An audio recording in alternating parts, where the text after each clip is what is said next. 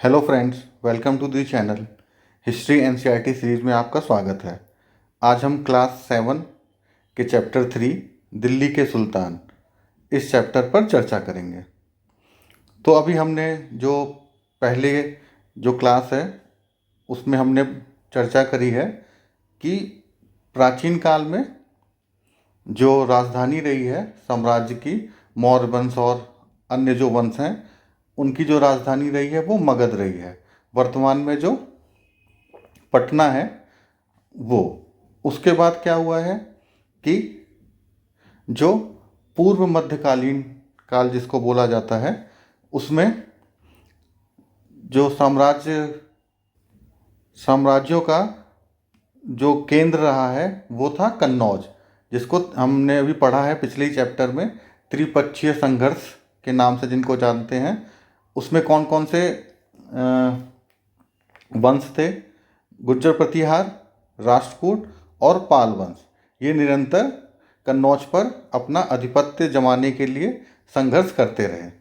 यहाँ पे हम क्या देख रहे हैं कि अब जो सत्ता का केंद्र है वो दिल्ली बन गया है। वो कैसे बना है, क्या क्या यहाँ पे परिवर्तन आ रहे हैं, किन लोगों के बीच में संघर्ष हो रहा है, उसको हम इस चैप्टर में पढ़ेंगे। तो सबसे पहले ये बोल रहे हैं कि ये जो तालिका 1 है इस पर नज़र डालिए। तो हम देख लेते हैं तालिका 1।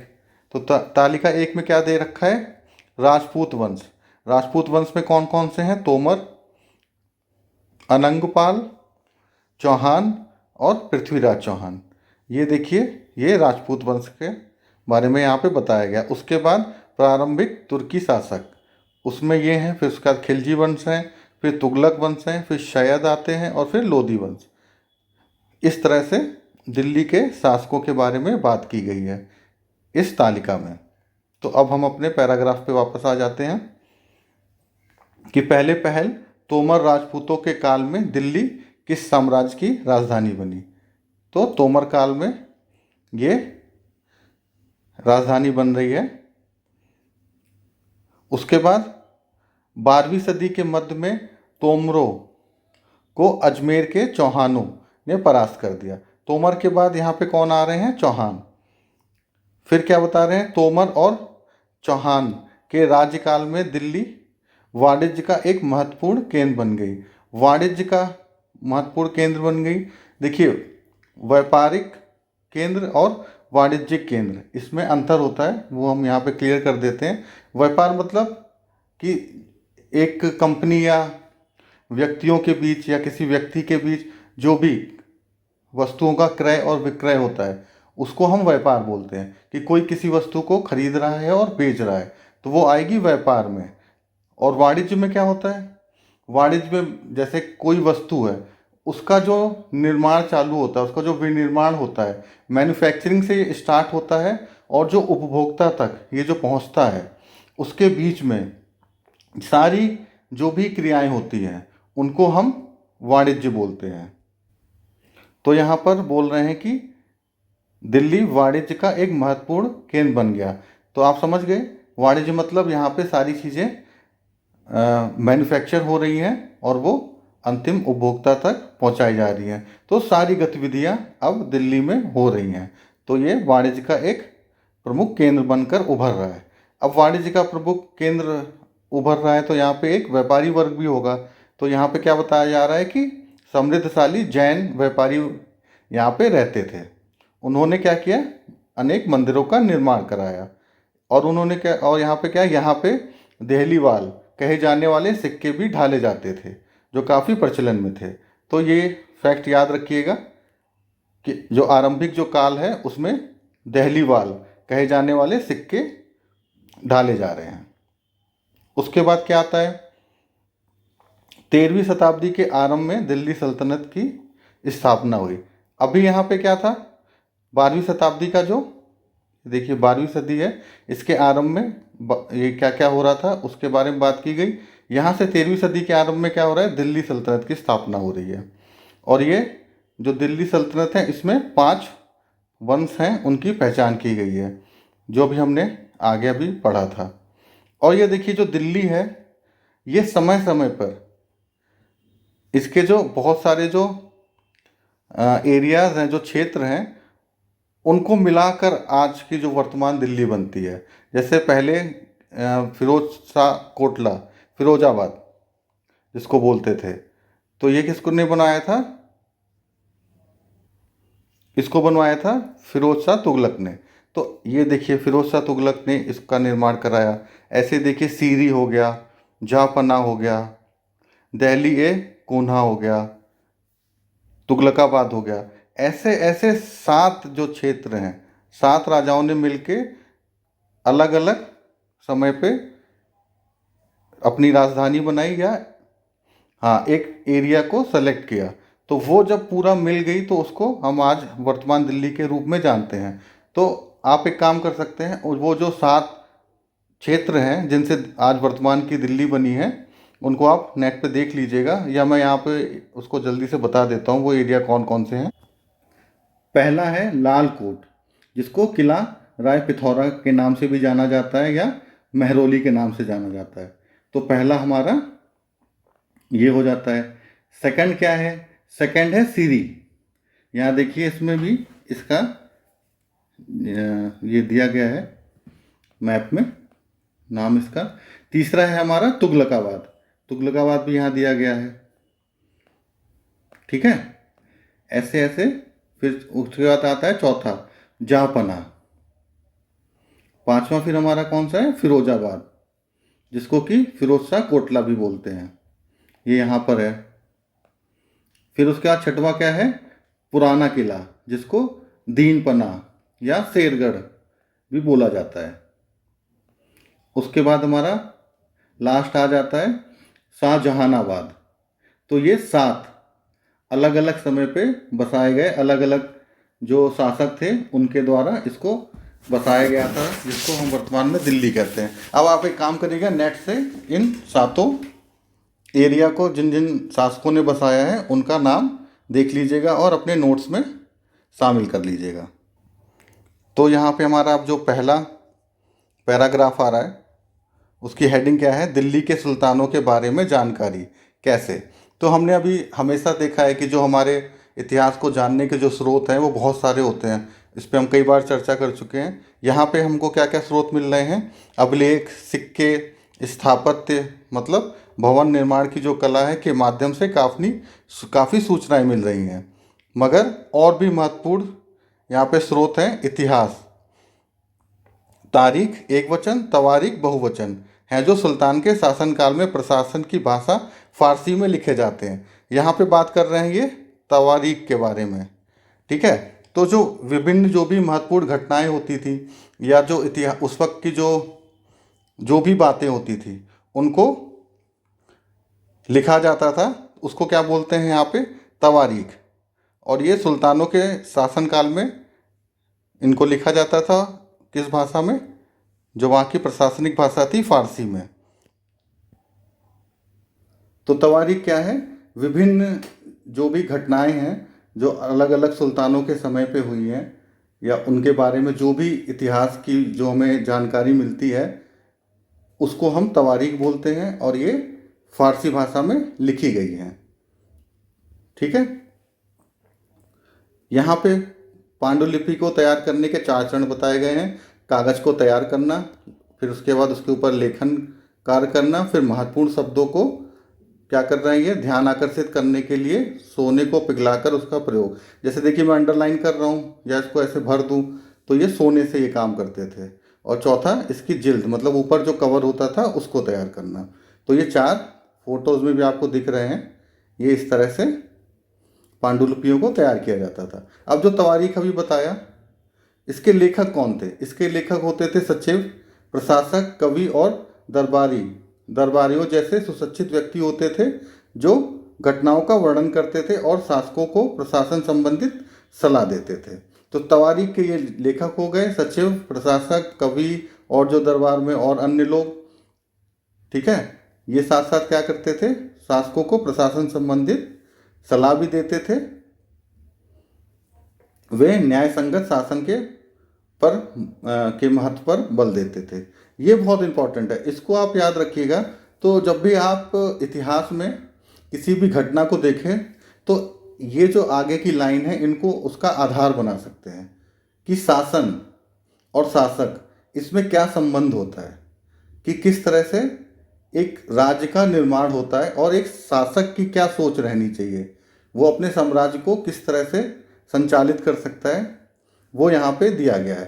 13वीं सदी के इतिहासकार फ़क्र ए मुदब्बिर ने लिखा था, राजा का काम सैनिकों के बिना नहीं चल सकता। तो एक जो राजा है वो किस पे हमेशा डिपेंड रहता है, सैनिकों पे। जो भी मिडवल के जो शासनकाल है, जो भी साम्राज्य है, वो एक सैनिक साम्राज्य है, हमेशा सैनिकों पे ही डिपेंड रहेगा। तो ये उसी को बता रहे हैं। सैनिक वेतन के बिना नहीं जी सकते, तो सैनिक का क्या आधार है, हमेशा वेतन। बिना वेतन के सैनिक आपके लिए क्यों काम करेंगे। वेतन कहाँ से आता है, किसानों से एकत्र किए गए राजस्व से। तो आपको हमेशा राजस्व पे ध्यान देना पड़ेगा। मगर किसान भी राजस्व तभी चुका सकेंगे जब वह खुशहाल और प्रसन्न हो, मतलब उनको सिंचाई संबंधित सुविधा हो, कृषि संबंधित जो भी सुविधाएं हैं, जब वो उनको मुहैया कराई जाएंगी, जब उनके पास वो होंगी, तभी वो क्या होंगे, खुशहाल और प्रसन्न होंगे, और तभी वो टैक्स दे पाएंगे। और ऐसा तभी हो सकता है जब राजा न्याय और ईमानदारी से प्रशासन को बढ़ावा दे। और ये कब होगा, जब ये सब चीज़ें जो कृषि संबंधित जो भी क्रियाएं हैं उनके लिए राजा हमेशा मदद करता रहे किसानों की। तो ये देखिए, ये जो चक्र है, न्याय चक्र, ये कितना इम्पोर्टेंट हो जाता है। तो इसके बारे में आप ध्यान दीजिएगा और इस पर भी अपने भी विचार रखिएगा। तवारीख के बारे में तो हमने भी बात कर ही ली है। अब उसके बारे में क्या बताया जा रहा है, जो तवारीख के लेखक हैं वो कहाँ रह रहे हैं, अक्सर नगरों में रह रहे हैं। वो रहेंगे क्योंकि आपने देखा कि ज़्यादातर कवि और जो प्रशासन संबंधित जो भी लोग थे वही तवारीख मतलब इतिहास को लिख रहे थे, वहाँ की जो संबंधित घटनाएं थी और जो भी चीज़ें थी। तो ऐसे लोग ज़्यादातर कहाँ रहेंगे, नगरों में ही रहेंगे। गांव में शायद ही रहते हों, ये बात एकदम सही है। क्यों, इसका वजह भी है कि वे अक्सर अपने इतिहास सुल्तान के लिए उनसे ढेर सारे इनाम और इकराम पाने की आशा में लिखते थे, जो मैंने बोला। तो इसका मतलब उनको कहाँ रहना पड़ेगा, सुल्तान के पास। और सुल्तान कहाँ रहते थे, शहरों में। इसीलिए अक्सर वो कहाँ रहेंगे, शहरों में। ये लेखक अक्सर शासकों को जन्मसिद्ध अधिकार और लिंग भेद पर आधारित आदर्श समाज व्यवस्था बनाए रखने की सलाह देते थे। उनके विचारों से सारे लोग सहमत नहीं होते थे। तो ये उनका जो सलाह दी जाती थी, उनके द्वारा जो भी बातें बताई जाती थी, वो किस पे आधारित थी, जन्मसिद्ध अधिकार और लिंग भेद पर, जिनमें कि उनके विचारों से सभी लोग सहमत भी नहीं होते थे। ये टर्मिनोलॉजी यहाँ पे दी गई है, इसको एक्सप्लेन कर देते हैं कि आपको समझ में आ जाएगी। जन्मसिद्ध अधिकार का क्या मतलब है, जन्म के आधार पर विशेष अधिकार का दावा। उदाहरण के लिए लोग मानते थे कि कुलीन व्यक्तियों को कुछ खास परिवारों में जन्म लेने के कारण शासन करने का अधिकार विरासत में मिला है। मतलब कि आप किसी ऐसे कुलीन व्यक्ति हैं, ऐसी जगह पे आप जन्म ले रहे हैं कुलीन वंश में, तो अपने आप आपको क्या हो जा रहा है, शासन का अधिकार मिल जा रहा है। ठीक है। फिर क्या है, लिंग भेद। स्त्रियां तथा पुरुषों के बीच सामाजिक तथा शारीरिक रचना संबंधित अंतर। आमतौर पर तर्क दिया जाता था कि ऐसा अंतर के कारण पुरुष स्त्रियों की तुलना में श्रेष्ठ होते हैं। तो यहाँ पे क्या बताया जा रहा है, सामाजिक और शारीरिक, जो शारीरिक रचना है उसके बीच में क्या है, अंतर है, और इसी अंतर की वजह से क्या है, पुरुष श्रेष्ठ है। तो इसके आधार पर शासन किया जाना चाहिए। ये जो तवारीख के जो लेखक हैं उनका ऐसा मानना है। ठीक है।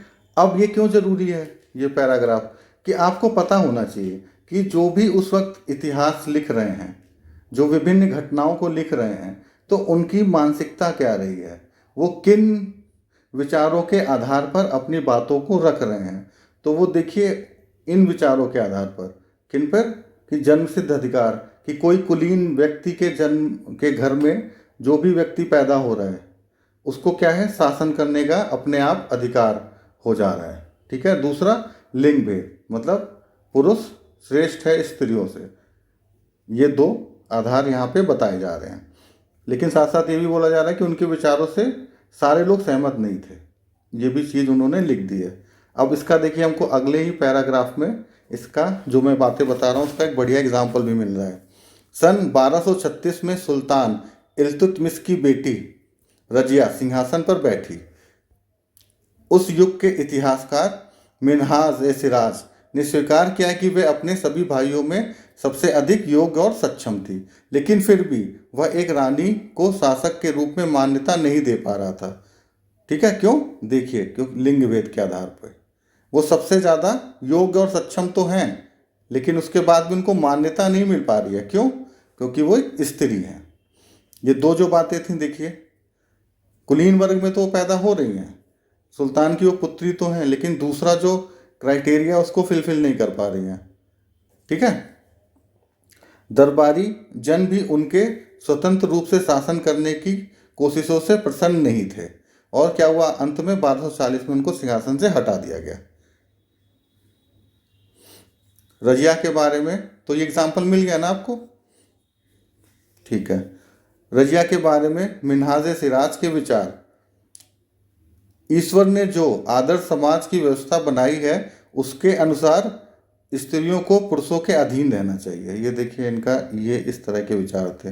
रानी का शासन इस व्यवस्था के विरुद्ध था, इसलिए वह पूछता है खुदा की रचना के खाते में उनका ब्यौरा चूंकि मर्दों की सूची में नहीं आता, इसलिए इतनी शानदार खूबियों से भी उसे आखिर हासिल क्या हुआ। तो यहाँ पे हमको ये कुछ बातें पता चल रही हैं। और भी यहाँ पे है, रजिया ने अपने अभिलेखों और सिक्कों पर अंकित करवाया है कि वह सुल्तान इल्तुतमिश की बेटी है। आधुनिक आंध्र प्रदेश के वारंगल क्षेत्र में किसी समय काकतीय वंश का राज्य था। ओके, उस वंश की रानी रुद्रमा देवी, जिनका शासन काल कब से कब तक का है, 1262 से लेके 1289 तक का, के व्यवहार से रजिया का व्यवहार बिल्कुल विपरीत था। रुद्रमा देवी ने अपने अभिलेखों में अपना नाम पुरुषों जैसा लिखवाकर अपने पुरुष होने का भ्रम पैदा किया है। यहाँ पे तो वो अपने आप को स्त्री बता रही हैं, लेकिन यहाँ पे रुद्रमा जो हैं वो क्या कर रहे हैं, वो अपने आप को पुरुषों जैसा दिखा रहे हैं। एक और महिला शासक थी कश्मीर की रानी जिद्दा। इनका शासनकाल कब से है, 980 से लेके 1003 तक का। उनका नाम दीदी, बड़ी बहन से निकला है, और ये प्रजा ने अपने प्रिय रानी को यह स्नेह भरा संबोधन दिया है।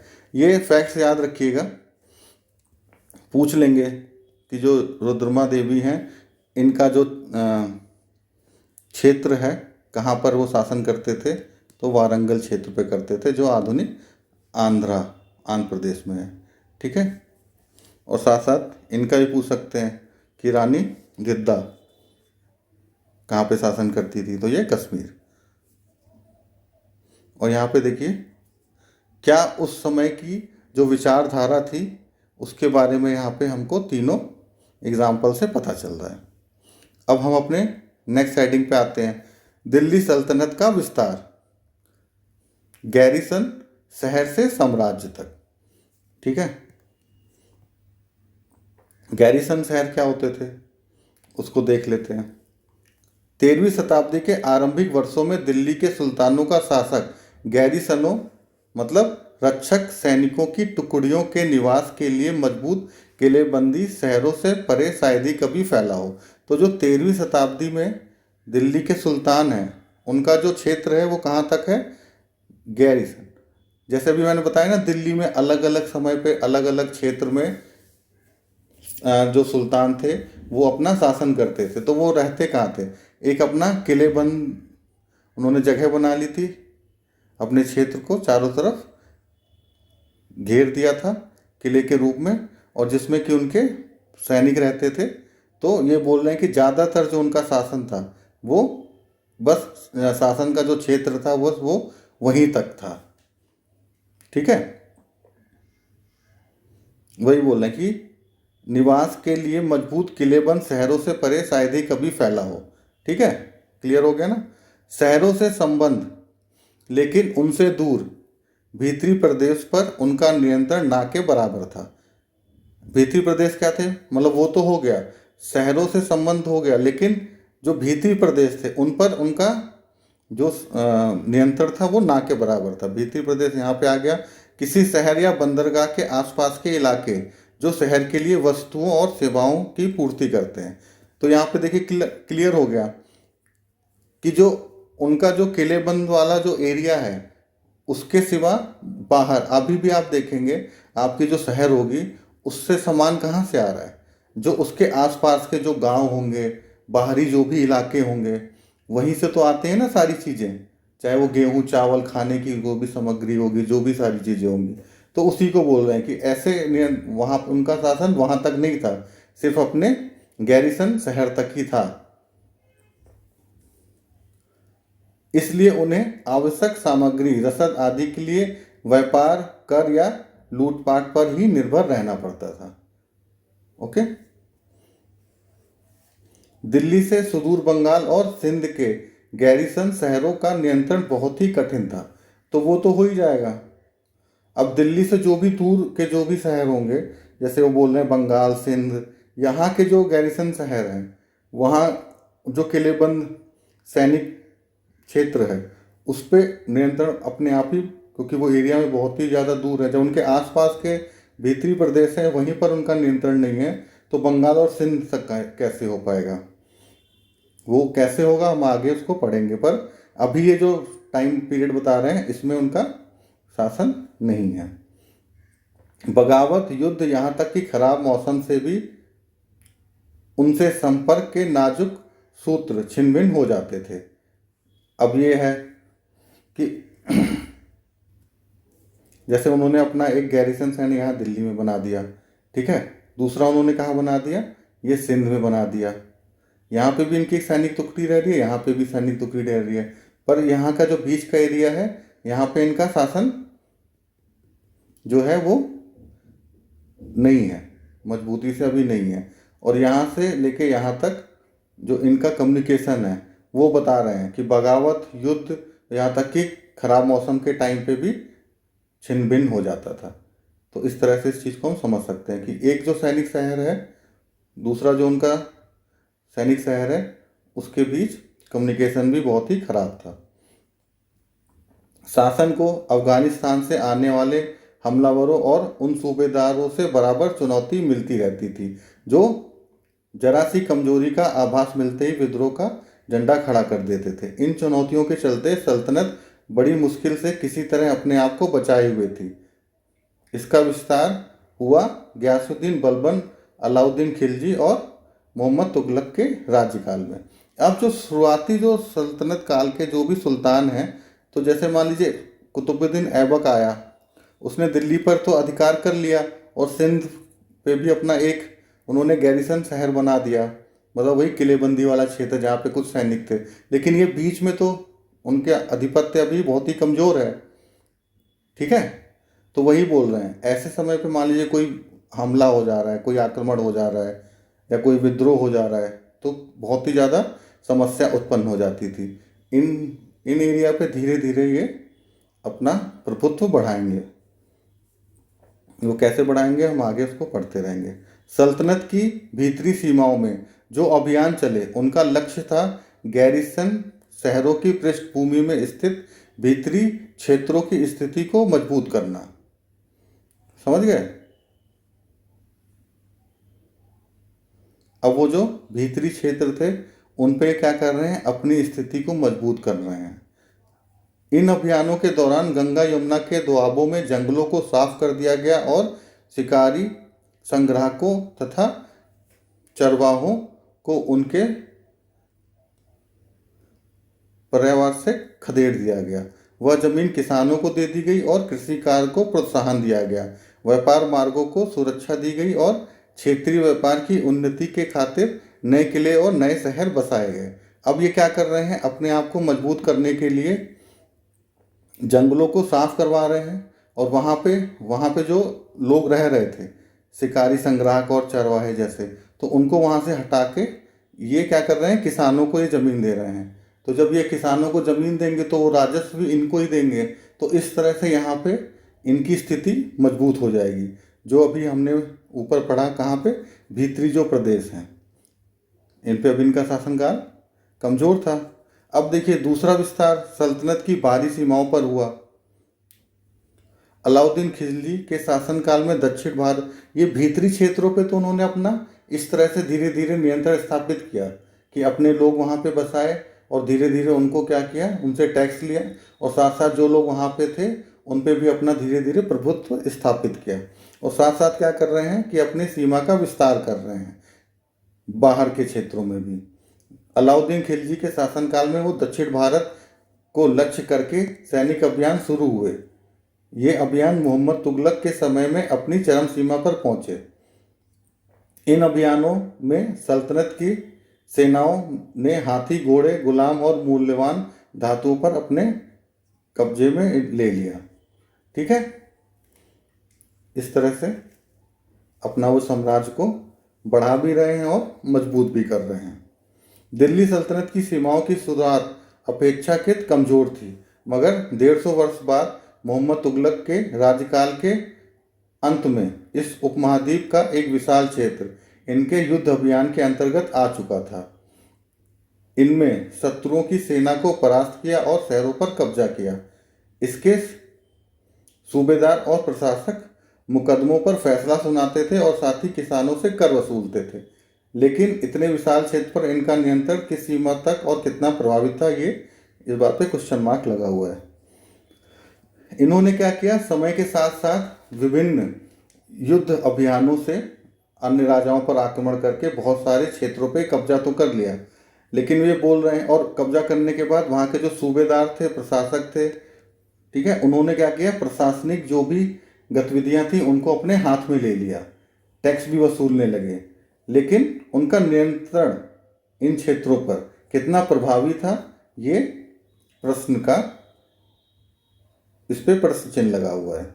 अब यहाँ पे अलाउद्दीन खिलजी ने जो भी युद्ध अभियान किए उनका टाइम दिया गया है कि दिल्ली से उन्होंने गुजरात पर जो आक्रमण किया वो 1299, फिर ये 1303 में चित्तौड़ पे कर रहे हैं। तो ये अलग अलग देखिए साउथ तक ये पहुंच गए हैं। तो इनको मैप में है ना देख के इसको समझ लीजिएगा और इन फैक्ट्स को याद भी कर लीजिएगा कि वो किस किस समय पे कहाँ कहाँ पे आक्रमण कर रहे हैं और अपने साम्राज्य में किन क्षेत्रों को मिला रहे हैं। अब ये तो हो गया उनके साम्राज्य के बारे में।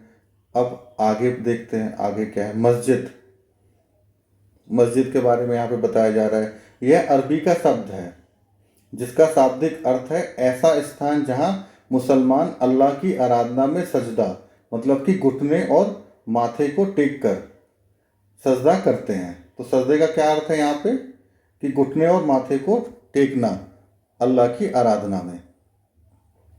जामा मस्जिद, जिसको क्या बोल रहे हैं, मस्जिद जामी, वह मस्जिद होती थी जहां अनेक मुसलमान एकत्र होकर एक साथ नमाज पढ़ते हैं।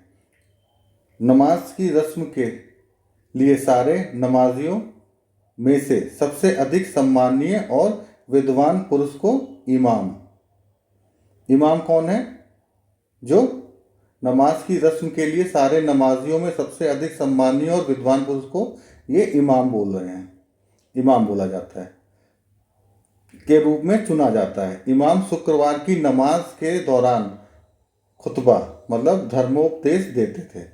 नमाज के दौरान मुसलमान मक्का की तरफ मुंह करके खड़े हो जाते हैं। भारत में मक्का किधर की तरफ है, पश्चिम की ओर पड़ता है। मतलब भारत में आप नमाज पढ़ेंगे तो आपका मुंह किधर की तरफ होना चाहिए, पश्चिम की ओर होना चाहिए। मक्का की ओर दिशा को, मक्का की ओर की दिशा को क्या बोला जाता है, किबला कहा जाता है। तो ये कुछ फैक्ट्स हैं मस्जिद के बारे में। यहाँ पे आपको ये कई शब्दावली मिल रही हैं, इनको याद रखिएगा। ये चित्र 2 है, इसके बारे में बताया जा रहा है 12वीं सदी के आखिरी दशक में बनी कुव्वतुल इस्लाम मस्जिद तथा उसकी मीनारें। यह जामा मस्जिद दिल्ली के सुल्तानों द्वारा बनाए गए सबसे पहले शहर में स्थित था। मैंने बताया ना बहुत सारे जो शहर बनाए गए, उनमें जो सबसे पहले शहर था उसमें इसको मस्जिद को बनवाया गया है। इतिहास में इस शहर को दिल्ली कूना पुराना शहर कहा जाता है। इस मस्जिद का इल्तुतमिश और अलाउद्दीन खिलजी ने और विस्तार किया।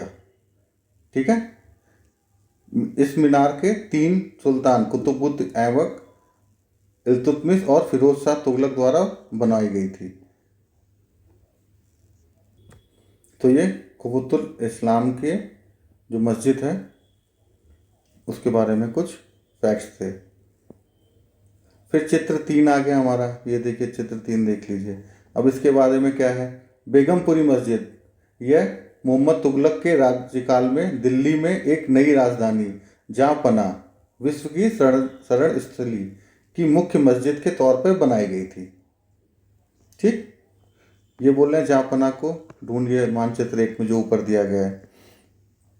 ये जो मोहम्मद तुगलक के द्वारा जो बनाया गया था उसमें ये मस्जिद बनाई गई थी। तो ये फैक्ट्स याद रखिएगा, एग्जाम में पूछा जा सकता है। दिल्ली के सुल्तानों ने सारे उपमहाद्वीप में अनेक शहरों और मस्जिद बनवाई। इसमें से उनके मुसलमान और इस्लाम के रक्षक होने के दावे को बल मिलता था। समान आचार संहिता और आस्था का पालन करने वाले श्रद्धालुओं के परस्पर एक समुदाय में जुड़े होने का बोध उत्पन्न करने में भी मस्जिदें सहायक थी। एक समुदाय का अंग होने के बोध को प्रबल करना जरूरी था, क्योंकि मुसलमान अनेक भिन्न भिन्न प्रकार की पृष्ठभूमियों से आते थे। देखिए, किसी भी कम्युनिटी को है ना जोड़ना, एक साथ लाना बहुत ही आवश्यक हो जाता है। तभी क्या होता है कि वो एक ही दिशा में कार्य कर सकते हैं। तो यहाँ पे वो क्या बता रहे हैं, वो इसी चीज़ को एक्सप्लेन कर रहे हैं कि जब वो मस्जिद बनवाते थे और वहाँ पे लोग आके इकट्ठा होते थे, तो इससे क्या होता था कि उनमें एक एकता की भावना उत्पन्न होती थी।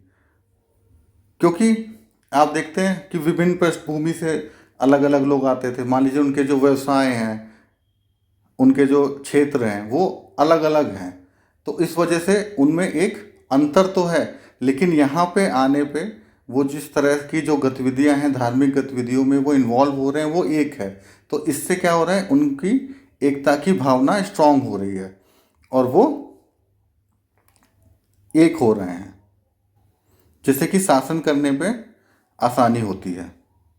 ये सारी चीज़ें शासन के लिए आवश्यक हो जाती हैं। अब नेक्स्ट जो हमारा हेडिंग है उसको देख लेते हैं। खिलजी और तुगलक वंश के अंतर्गत प्रशासन और समेकन नज़दीक से एक नज़र।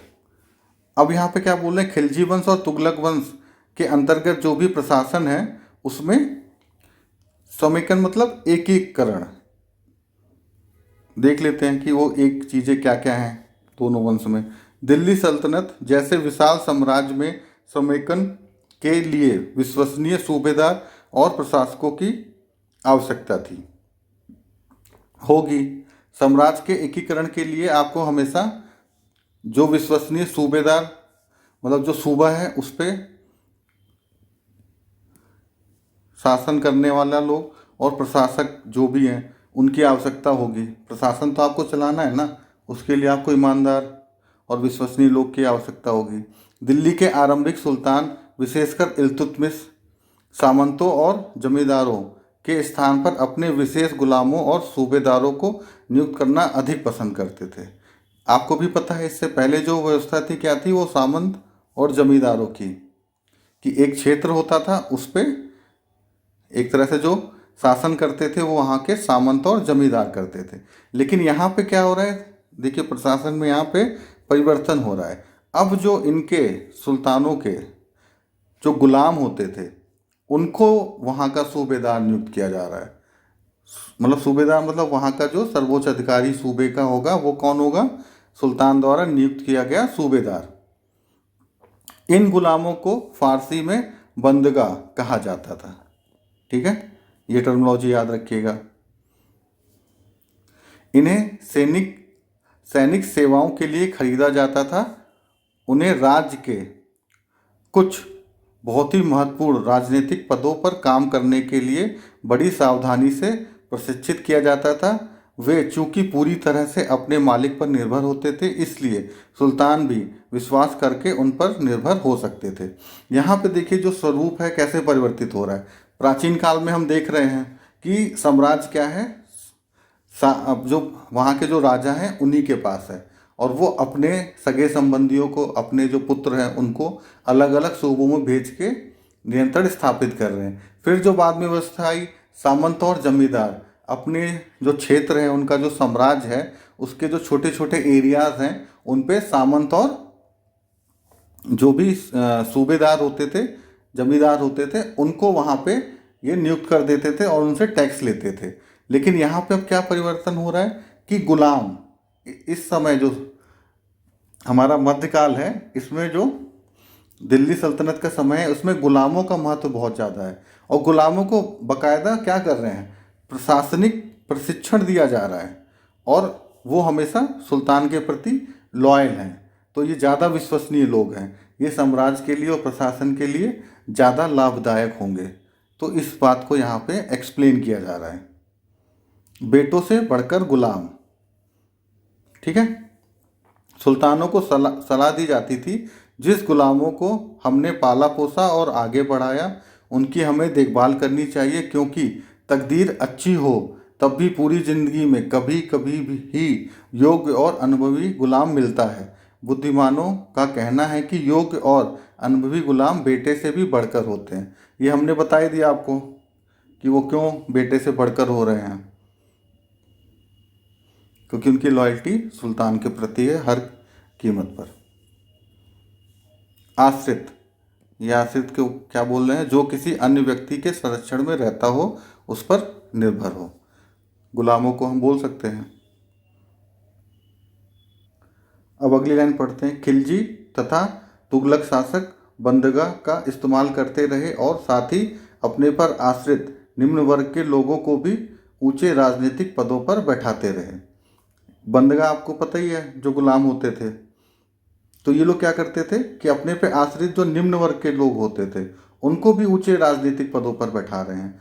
तो ये पहली बार हो रहा है। खिलजी क्रांति इसलिए बोली भी जाती है, हम आगे चल के उसको पढ़ेंगे।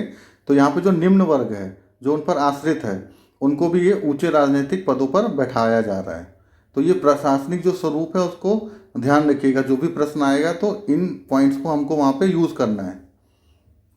ऐसे लोगों को सेनापति और सूबेदार जैसे पद दिए जाते थे, लेकिन इससे राजनीतिक अस्थिरता भी पैदा होने लगी थी।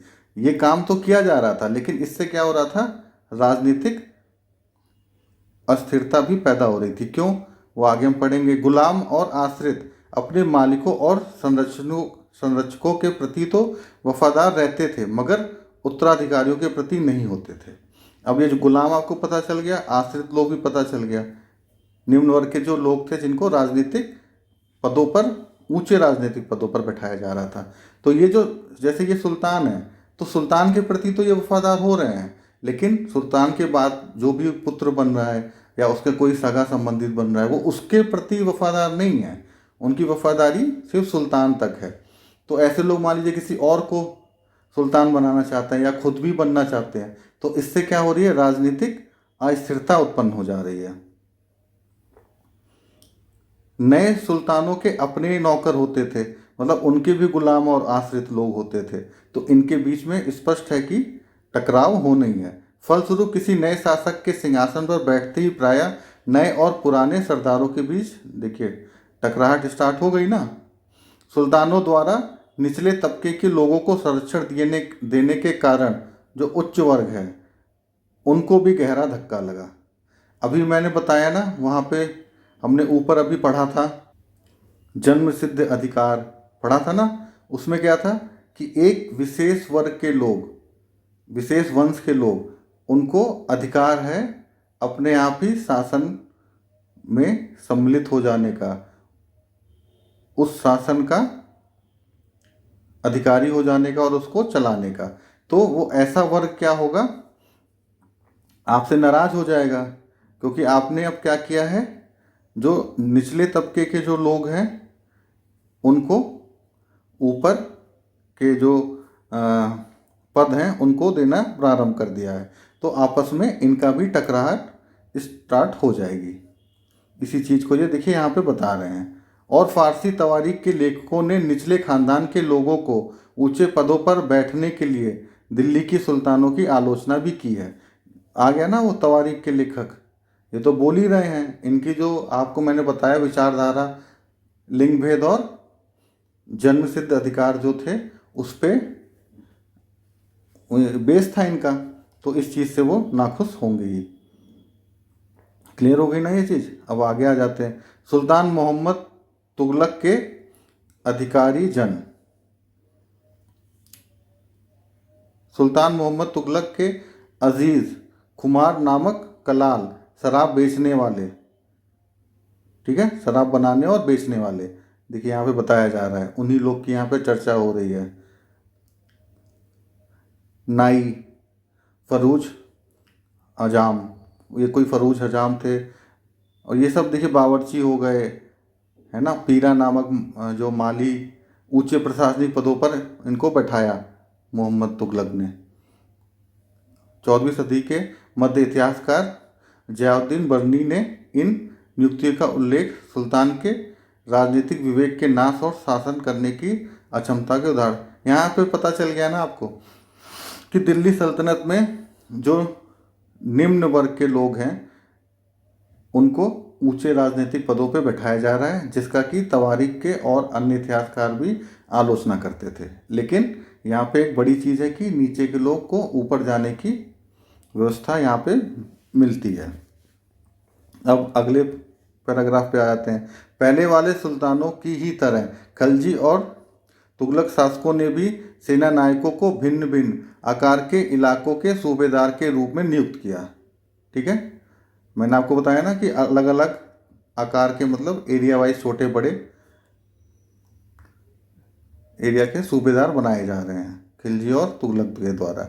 ये इलाके इक्ता कहलाते थे। इक्ता व्यवस्था बहुत ही सल्तनत काल में इम्पॉर्टेंट है, इसको पढ़ लेते हैं। और इन्हें संभालने वाले अधिकारी इक्तादार या मुक्ति, ये टर्मिनोलॉजी याद रखिएगा।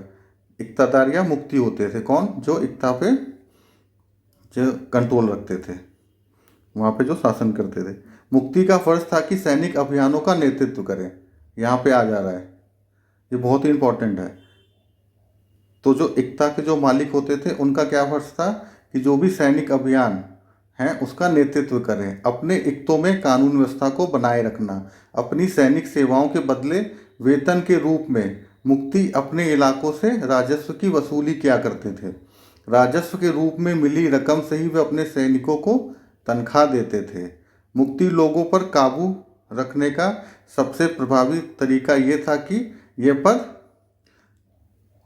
वंश परंपरा से ना चले, उन्हें कोई भी इक्ता थोड़े समय के लिए मिले और इसके बाद उनका स्थानांतरण कर दिया जाए। तो यहाँ पे आपको बता देते हैं कि ये मान लीजिए ये साम्राज्य है, उसमें छोटे छोटे इक्ता हैं और इक्ते में कौन है, मुक्ति या इक्तेदार। और इनका कार्य क्या था, जो भी सैनिक अभियान थे उनका नेतृत्व करना, कानून व्यवस्था को बनाए रखना और सैनिक सेवाओं के बदले उनको वेतन के रूप में राजस्व की वसूली, मतलब इस एरिया से क्या करते थे वो राजस्व वसूलते थे, जो भी टैक्स है उसको वसूलते थे। और जो उनके एरिया में जो अपने सैनिकों को रखते थे उनको उसी से वो तनख्वाह देते थे। और इन पे जो मुक्ति और इक्तेदार होते थे इन पे सुल्तान कैसे कंट्रोल करता था कि इनका समय समय पे स्थानांतरण कर दिया जाता था। और ये वंश किसी एक वंश के नहीं होते थे, अलग अलग वंश के होते थे, अलग अलग लोग होते थे जो समय पर जिनका ट्रांसफ़र एक से दूसरे इक्ते पे कर दिया जाता था, जिससे कि वो अपने एरिया पे अपनी पैठ नहीं बैठा पाते थे और वो इतने मजबूत नहीं हो पाते थे कि सुल्तान के लिए खतरा बने। सुल्तान अलाउद्दीन खिलजी और मोहम्मद तुगलक के शासन में नौकरी के इन कठोर नियमों की बड़ी सख्ती से पालन होता था। तो ये अलाउद्दीन खिलजी और तुगलक ने क्या किया है, मोहम्मद तुगलक ने बहुत ही कठोरता के साथ इनका पालन कराया है नियमों का। मुक्ति लोग द्वारा एकत्रित किए गए राजस्व की रकम का हिसाब लेने के लिए राज्य द्वारा लेखाधिकारी नियुक्त किए जाते थे। ये देखिए, अब ये सबसे बड़ी बात है ना कि आप टैक्स तो वसूल रहे हैं, पर इन पे कैसे नियंत्रण रखा जाए, कैसे पता चला जाए कि वो कितना टैक्स वसूल रहे हैं। तो वो उसके लिए क्या कर रहे हैं सुल्तान, एक लेखाधिकारी रख रहे हैं। मान लीजिए कोई इक्तेदार ने अपने एरिए से, मैं एक एग्जांपल के तौर पर ले लेते हैं, 1000 बोरी उसने गेहूं वसूल किया टैक्स के रूप में, लेकिन उसने सुल्तान को बता दिया कि 800 ही बोरी मिली है। तो आपको क्या है, ऐसे में किसी को रखना होगा ना जो पता कर सके कि कितना टैक्स एकत्रित किया जा रहा है। तो ये काम लेखाधिकारी कर रहते थे। इस बात का ध्यान रखा जाता था कि मुक्ति राज्य द्वारा निर्धारित कर ही वसूले, तय संख्या के अनुसार टैक्स रखे। और टैक्स कैसे वसूलना है, जो सुल्तान बता रहे हैं उसी के अनुसार। ये नहीं कि आप, बताया जा रहा है कि आप है ना 50% 80% टैक्स ले सकते हैं, आप 90% ले रहे हैं, 70% लेना है तो आप 80% ले रहे हैं। तो इसलिए राज्य द्वारा जो निर्धारित किया जा रहा है वही। और मान लीजिए वो बोल रहे हैं कि आपको इस सिक्के में 10,000 सैनिक रखने हैं, आप क्या कर रहे हो, सिर्फ 8,000 रख रहे हो। 2,000 सैनिकों का आपने टैक्स बचा लिया, पैसा बचा लिया, पर राज्य तो कमज़ोर हो गया। जब हमला होगा, बोला जाएगा 10,000 सैनिक लेके आओ, तो आप 8,000 लेके पहुँचोगे। तो यहाँ भी सुल्तान इससे क्या है, कमज़ोर हो जाएगा। तो इस चीज़ का बहुत ही सख्ती से पालन कराया जा रहा है अलाउद्दीन खिलजी और मोहम्मद तुगलक द्वारा। अब यहाँ पे आगे देखते हैं। जब दिल्ली के सुल्तान शहरों से दूर आंतरिक इलाकों को भी अपने अधिकार में ले आए, तो उन्होंने भूमि के स्वामी सामंतों और अमीर जमींदारों को भी अपनी सत्ता के आगे झुकने के लिए बाध्य कर दिया। अभी हमने ऊपर पढ़ा था ना कि जो दिल्ली सल्तनत के प्रारंभिक जो सुल्तान थे, उनका शासन, जो उनके गैरिसन शहर होते थे, मतलब जो किलेबंद क्षेत्र होता था उनका, जिसमें उनके सैनिक रहते थे, और अलग अलग और स्थान पे जो उनके गैरिसन शहर होते थे, बस उन पर उनका नियंत्रण था। जो बाहरी इलाका जिनको बोला है, उस पर इनका नियंत्रण नहीं था। तो उसी को बोल रहे हैं कि उन इलाकों पर कौन उस वक्त भी शासन कर रहा था, कोई तो शासन कर रहा होगा ना। वो एरिया किसी के अंडर तो होंगे उस टाइम भी, तो वो थे सामंत और अमीर जमींदारों के आधिपत्य में। लेकिन यहाँ पे क्या कर रहे हैं, अब जैसे जैसे दिल्ली के सुल्तान मजबूत हो रहे हैं, जैसे एग्जाम्पल दिया अलाउद्दीन खिलजी, तो अब वो क्या कर रहे हैं कि जो आंतरिक इलाके हैं उन पर भी अपना नियंत्रण उन्होंने स्थापित कर लिया है। ठीक है, और नियंत्रण स्थापित करके फिर उनको क्या फ़ायदा होगा, भू राजस्व का निर्धारण करेंगे वो, और टैक्स को जो है वो वसूली उनसे करवाएंगे या अपने लोगों से करवाएंगे। ठीक है, इससे क्या होगा कि सैनिकों को, अधिक सैनिक वो रख पाएंगे, और उससे क्या होगा कि वो और ज़्यादा जो साम्राज्य है उसका विस्तार कर सकेंगे, नए नए क्षेत्रों को शामिल कर सकेंगे। अलाउद्दीन खिलजी के शासनकाल में भू राजस्व के निर्धारण और वसूली के कार्य को राज्य अपने नियंत्रण में ले आया। ठीक है, स्थानीय सामंतों से कर लगाने का अधिकार छीन लिया। अभी तक क्या कर रहे थे, वहाँ के स्थानीय सामंत लगा रहे थे, बल्कि स्वयं उन्हें भी कर चुकाने को बाध्य किया गया। अब वो तो, उनसे तो अधिकार छीन लिया गया, अब क्या कर रहे हैं खिलजी, उनसे भी टैक्स वसूल कर रहे हैं, जो वहाँ के स्थानीय सामंत हैं। सुल्तान के प्रशासकों ने जमीन की पैमाइश मतलब नाप, जमीन की अब क्या है, नाप चालू हो जा रही है की ओर इसका हिसाब बड़ी सावधानी से रखा। कुछ पुराने सामंत और जमींदार राजस्व के निर्धारण और वसूली अधिकार के रूप में सल्तनत की नौकरी में लगे। देखिए क्या होता था कि ज़मीन की उस वक्त पैमाइश तो थी नहीं, नाप तो थी नहीं, तो पता नहीं चल पाता था कि किस एरिया में कितनी ज़मीन है और वहाँ से कितना ज़्यादा राजस्व प्राप्त हो रहा है। तो अब क्या करना पड़ेगा, उसके लिए आपको ज़मीन की पैमाइश मतलब नाप करानी पड़ेगी। आपको पता करना पड़ेगा कि इस क्षेत्र में इतना एरिया है जहाँ पे कृषि की जा रही है। ठीक है, उस क्षेत्र पे किसी कृषि की जा रही है और उस क्षेत्र पे इतना उपज पैदा हो रही है जिससे कि उसी हिसाब से टैक्स लगाया जा सके। तो जो स्थानीय लोगों द्वारा, मतलब स्थानीय जो शासक थे, सामंत थे, उनके द्वारा जो घपले किए जाते थे वो दूर किया जा सके, ये इसलिए किया जा रहा है। उस समय 3 तरह के कर थे। कृषि पर, जिसे खराज, ये याद रखिएगा टर्मिनोलॉजी। कृषि कर क्या नाम से बोल रहे हैं? खराज। और किसान की उपज का लगभग ये 50%, इसलिए मैंने आपको एग्जाम्पल भी दिया था ना 50% के आसपास। तो जो खराज है वो कृषि कर है और जो लगभग उपज का 50% है।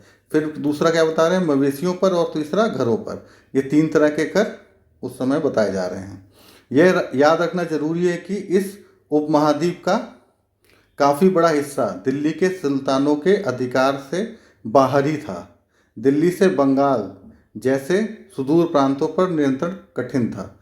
दक्षिण भारत की विजय के तुरंत बाद ही पूरा क्षेत्र फिर से स्वतंत्र हो गया। ठीक है, अभी भी क्या बता रहे हैं, इन सब के बाद भी बहुत ही बड़ा एरिया अभी भी दिल्ली सुल्तान के अधिकार क्षेत्र से बाहर था। अब जैसे दिल्ली से आपको बंगाल पे शासन कर रहा है, उस वक्त तो देखिए कोई ट्रेन नहीं चल रही थी कि आप पहुंच गए, ना कार थी, आपको घोड़े से आना जाना था। कम्युनिकेशन जो भी आपका था वो बहुत ही कमज़ोर था। तो इसीलिए तुरंत ऐसे एरिए क्या होते थे? स्वतंत्र हो जाते थे, और उन पर इसीलिए नियंत्रण भी करना आसान नहीं था।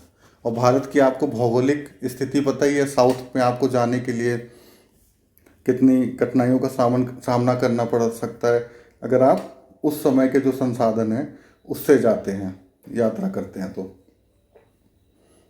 यहाँ तक कि गंगा के मैदानी इलाके में भी घने जंगलों वाले ऐसे क्षेत्र थे जिसमें बैठने में सुल्तान की सेनाएं अक्षम थी। बैठने मतलब घुसने, नियंत्रण करने।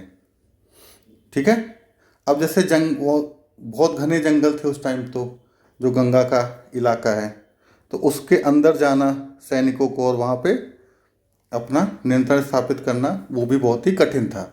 स्थानीय सरदारों ने इन क्षेत्रों में अपना शासन जमा लिया था। वहाँ के जो स्थानीय शासक होंगे वही अपना वो करेंगे।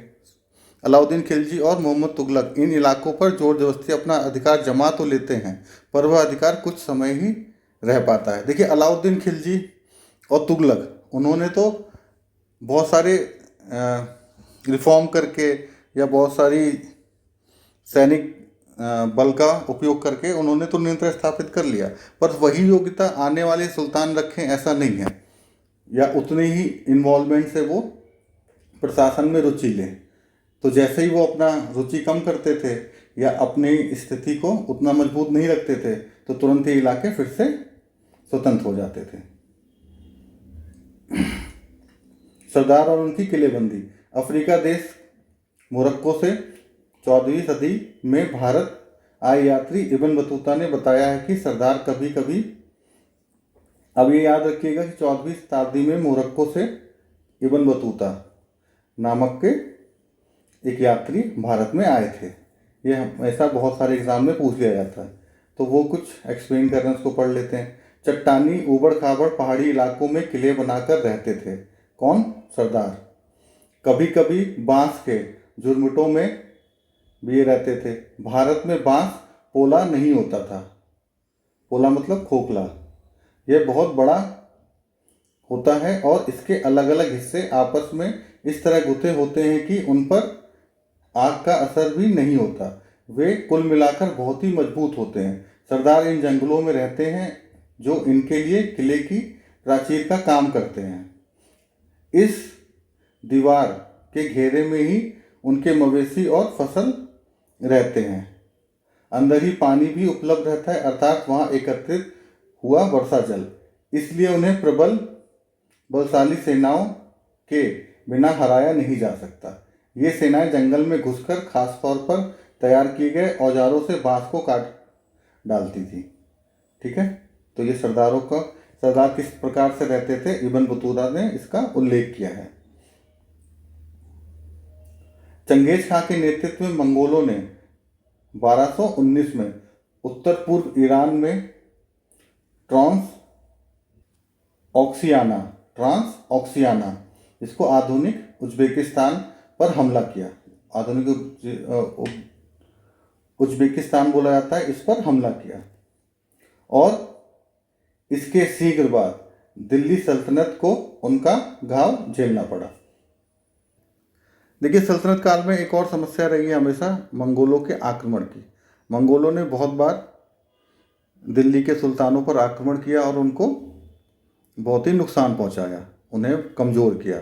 तो यहीं पर वही उसी चीज़ की बात की जा रही है। चंगेज़ खां, मंगोलों का हमला हो रहा है। इसके शीघ्र बाद ही यहाँ पे बता रहे हैं उज्बेकिस्तान जो है उस पर उन्होंने हमला किया, उसके बाद ही दिल्ली सल्तनत पे भी किया। अलाउद्दीन खिलजी और मोहम्मद तुगलक के शासन कालों के आरंभ में दिल्ली पर मंगोलों के घाव बढ़ गए, मतलब ज़्यादा हमले होने लगे। इससे मजबूर होकर दोनों ही सुल्तानों को एक विशाल स्थायी सेना खड़ी करनी पड़ी। उनके लगातार हमले हो रहे थे, इसलिए उनको क्या हुआ कि एक विशाल सेना रखनी पड़ी, नहीं तो वो उनके साम्राज्य को समाप्त कर देते। इतनी विशाल सेना को संभालना प्रशासन के लिए भारी चुनौती थी। आइए देखिए कि दोनों सुल्तानों ने इस चुनौती को कैसे संभाला। अब क्या है, उन्हें आंतरिक तो विजय अभियान करना ही है, साथ साथ मंगोलों से भी बचना है। तो अब इसके लिए वो क्या करेंगे, राजस्व और प्रशासन को कैसे संभालेंगे, उसके बारे में बताया जा रहा है। तो यहाँ पे अलाउद्दीन खिलजी के बारे में पढ़ लेते हैं। पहले दिल्ली पर 2 बार हमले हुए, 1299 और 1300 में, और 1302 और 1303 में। इनका सामना करने के लिए अलाउद्दीन खिलजी ने एक विशाल स्थायी सेना खड़ी की मंगोलों के हमले से बचने के लिए। अलाउद्दीन खिलजी ने अपने सैनिकों के लिए सीरी नामक एक नया गैरिसन शहर बनाया।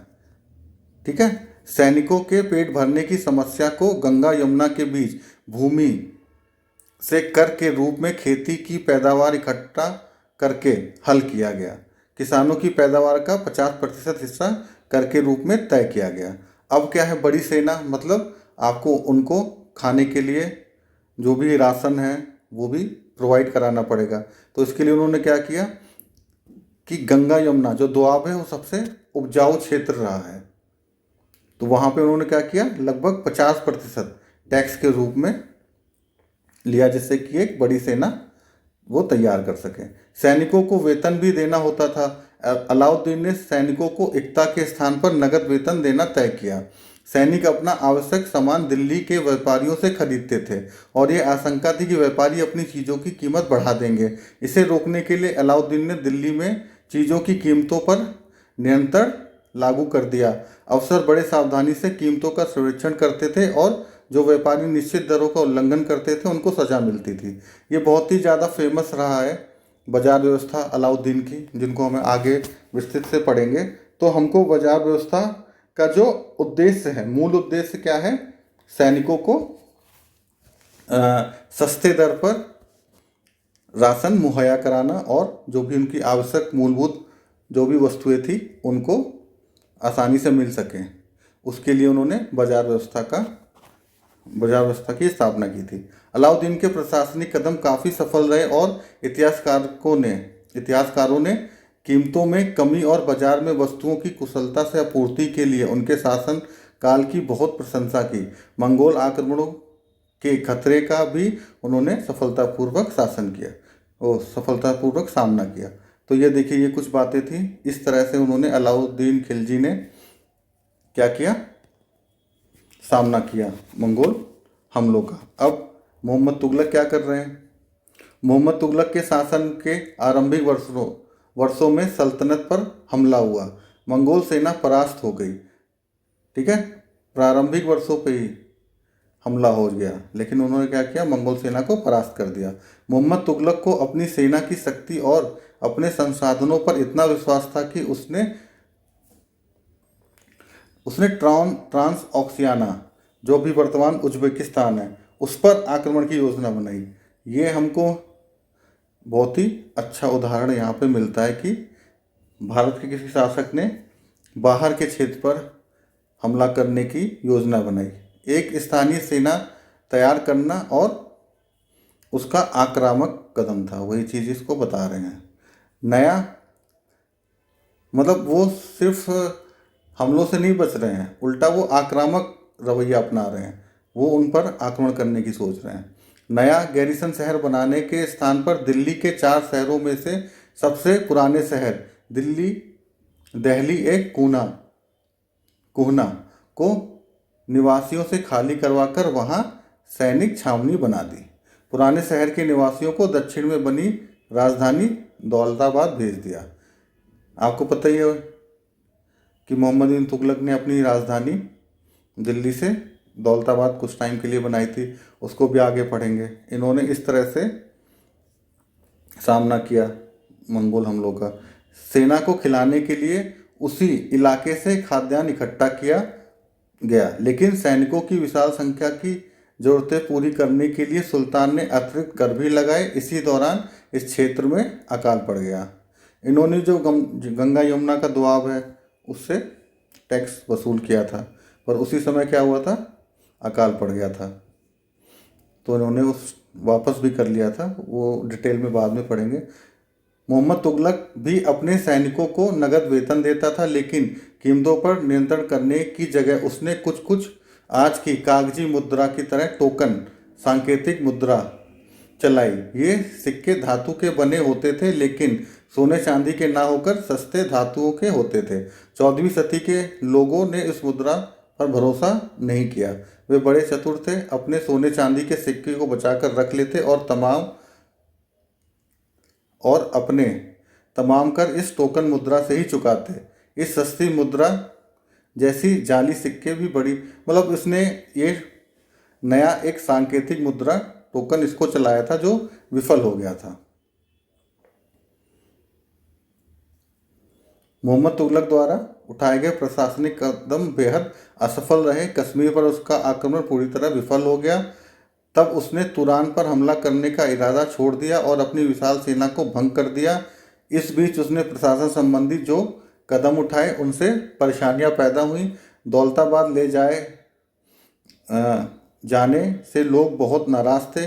करों में वृद्धि और गंगा यमुना के दोआब में अकाल से विक्षुब्ध जनता बगावत पर उतर आई और मोहम्मद तुगलक को अंततः टोकन मुद्रा भी वापस लेनी पड़ी। तो ये इन दोनों ने, अलाउद्दीन खिलजी और मोहम्मद बिन तुगलक ने, इस तरह से अपने शासनकाल में कार्य किया। इन तमाम असफलताओं की गिनती करने में हम कभी कभी भूल जाते हैं कि सल्तनत के इतिहास में पहली बार दिल्ली के किसी सुल्तान ने मंगोल इलाके को फतह करने के अभियान की योजना बनाई। जहां अलाउद्दीन खिलजी का बल प्रतिरक्षा पर था, तो मोहम्मद तुगलक के द्वारा उठाए गए कदम मंगोल के विरुद्ध सैनिक आक्रमण की योजना का हिस्सा थे। तो इन्होंने दोनों ने अलग अलग रणनीति अपनाई, उसी का उल्लेख यहाँ पे है। उसको आप एक बार और पढ़ लीजिएगा तो और आपको ज़्यादा क्लियर हो जाएगा। मैं अलग से एक बना दूंगा वीडियो जिसमें कि एक्सप्लेन कर दूंगा ये सांकेतिक जो मुद्रा है उसके बारे में, और साथ साथ जो अलाउद्दीन की बाजार नीति है उसके बारे में। तो इससे आपको क्लियर हो जाएगा। यहाँ पे उसको एक्सप्लेन करने लगेंगे पूरा तो बहुत ही टाइम लग जाएगा, जो यहाँ पे अभी उपयुक्त नहीं रहेगा। इसलिए हम अगले पैराग्राफ पे आ जाते हैं। 15वीं और 16वीं शताब्दी में सल्तनत। आप पाएंगे कि तुगलक वंश के बाद 1526 तक दिल्ली तथा आगरा में सैयद और लोधी वंशों का राज्य रहा। तब तक जौनपुर, मालवा, बंगाल, गुजरात, राजस्थान तथा पूरे दक्षिण भारत में स्वतंत्र शासक उठ खड़े हुए थे। उनकी राजधानियां समृद्ध थी और राज्य फल फूल रहे थे। इसी काल में अफगान और राजपूत जैसे नए शासक समूह भी उभरे। देखिए, जब भी क्या होगा, जो केंद्रीय सत्ता होगी वो कमज़ोर होगी, तो विभिन्न स्थानीय जो शासक होंगे वो मजबूत हो जाएंगे और अलग अलग क्षेत्रों पे शासन करने लगेंगे। तो वही चीज़ ये बता रहे हैं कि अब अलग अलग क्षेत्रों पे अलग अलग शासक आ गए हैं। इस काल में स्थापित राज्यों में से कुछ छोटे तो थे पर शक्तिशाली थे। उनका शासन भी बहुत ही कुशल और सुव्यवस्थित तरीके से चल रहा था। तो ये जो क्षेत्र है वो छोटे छोटे तो थे लेकिन शक्तिशाली थे और बहुत ही कुशलतापूर्वक वो अपने राज्य को चला भी रहे थे। शेरशाह सूर 1540 से 1545 ने बिहार में अपने चाचा के एक छोटे से इलाके के प्रबंधक के रूप में कार्य प्रारंभ किया। शेरशाह सूरी के बारे में तो आपने पढ़ा ही होगा, इसको विस्तृत और आगे चल के पढ़ेंगे। तो ये क्या कर रहे हैं, बिहार में अपने चाचा के एक छोटे से इलाके के प्रबंधक के रूप में इन्होंने अपना काम प्रारंभ किया और आगे चलकर इतनी उन्नति की कि मुग़ल सम्राट जो हुमायूं थे उनको चुनौती दी और यहाँ तक कि उनको परास्त भी कर दिया। शेरशाह ने दिल्ली पर अधिकार करके स्वयं अपना राजवंश स्थापित किया।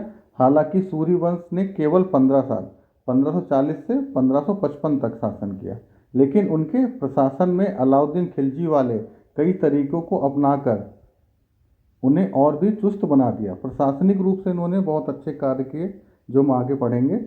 फिर महान सम्राट अकबर 1556 से 1605 में जब मुग़ल साम्राज्य को समेकित किया तो उन्होंने अपने प्रतिमान के रूप में शेरशाह के प्रशासन व्यवस्था को ही अपनाया। इसको हम आगे चल के पढ़ेंगे। तो अभी तो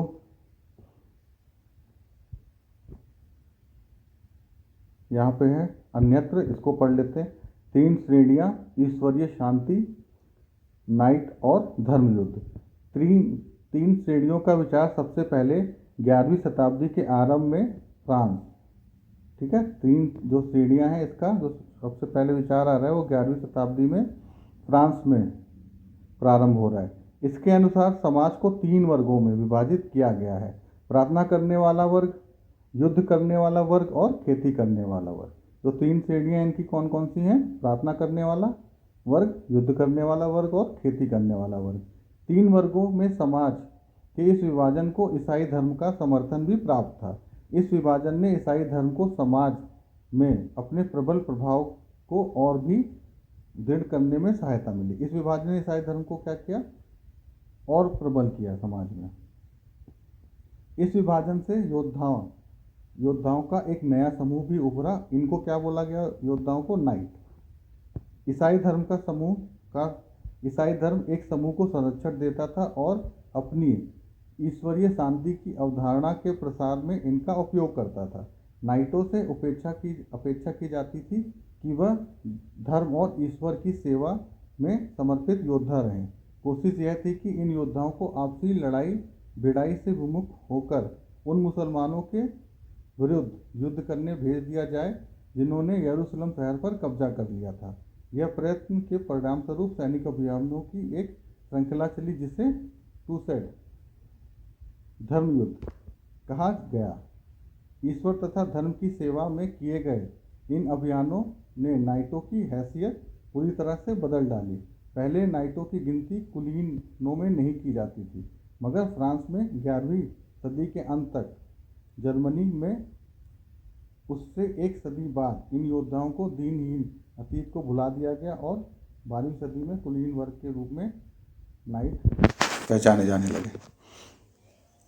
तो इसमें ये बता रहे हैं कि 3 श्रेणियों में समाज को बांट दिया गया: प्रार्थना करने वाले, युद्ध करने वाले और खेती करने वाले। इसमें से जो युद्ध करने वाले होते थे उनको नाइट बोला जाता था और इन्होंने क्या किया? ईसाई धर्म को प्रसार के लिए और यरूशलेम जो है उस पर शहर पे कब्जा करने के लिए कई धर्म युद्ध किए जिनको कि क्रूसेड बोला जाता है। और इससे क्या हुआ क्रूसेड से? कि इनकी जो सामाजिक स्थिति थी वो बहुत ही ऊपर चली गई और वो कुलीन वर्ग के रूप में पहचाने जाने लगे। इस पैराग्राफ का ये अर्थ है। तो ये अभी तक इस चैप्टर में इतना ही था। आगे नए चैप्टर में फिर मिलते हैं। तब तक के लिए धन्यवाद। और आपको ये वीडियो अगर लगता है कि आपके ज्ञान में कुछ भी वृद्धि हुई तो ज़रूर लाइक करिएगा और चैनल को सब्सक्राइब कर दीजिएगा। धन्यवाद।